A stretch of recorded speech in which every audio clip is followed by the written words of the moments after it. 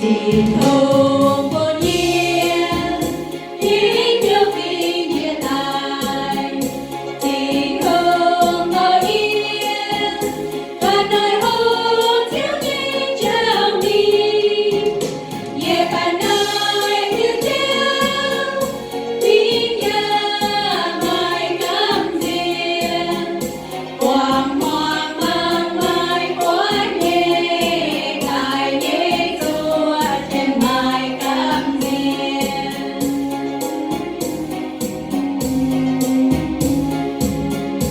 diệu gì cùng nhau sáng yên tô yên nhẹ quang hai hương riêng nhà thương cứu ôn nhiên nhẹ nhiều tình nhà quy quang nhiên dám yên bên lại an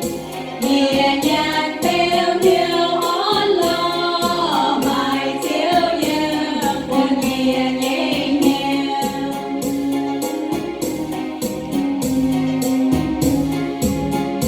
thì thôi